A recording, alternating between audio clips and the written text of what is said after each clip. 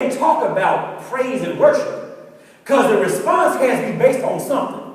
Really, it ought to be worship and praise. That when I start focusing on how good God is and where He brought me from and how I thought I wouldn't make it to this day and how good God has been good. And now my response is going to be, God, every now and then I got to wave my hand. Every now and then I got to shed a tear. Every now and then I just got to say thank you for who you are.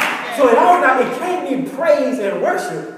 More important, it ought to be worship and praise. So they sang praises. What are the Hebrew words for praise that talks about making a loud sound is barak, B-R-A-K. Oh Lord, I miss him. Barak, and so it's about saying that there's a response. It's a response. That here I was over here, but see, you can't respond until you know what you're responding to.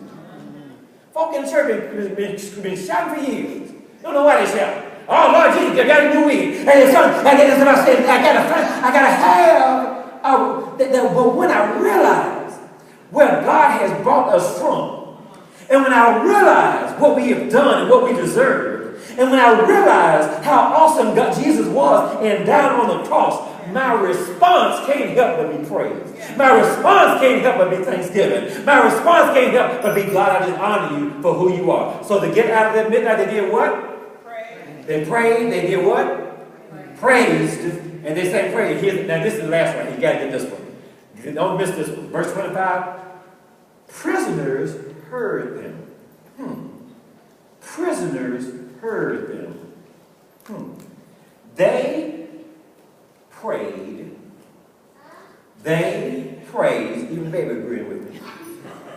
And now prisoners heard them. The other two, I want to say this, we end on this one. What are we saying in the midst of our midnight to make other folk who are bound get set free?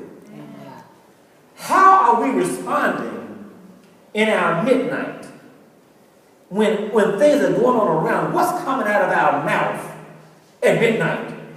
What are other people hearing from us during our midnight? The prisoners who are also bound on a different part of the jail heard Paul and Silas praying, heard them praising. An earthquake came, foundations were shaken, bands set free, and they stayed in their cells. What is it what are people hearing from our lips when we're going through our midnight? Are they hearing us complaining? Are they hearing us worrying? Are they hearing us doubting? Or are they hearing us saying, no, I'm blessed in the city, and I'm blessed in the field. I'm blessed when I come. I'm blessed when I go. I'm the head and not the tail. I'm above and not beneath. That I'm now more than a conqueror. What is coming out of our mouths when we're at our midnight? Prisoners get set free based on what they hear.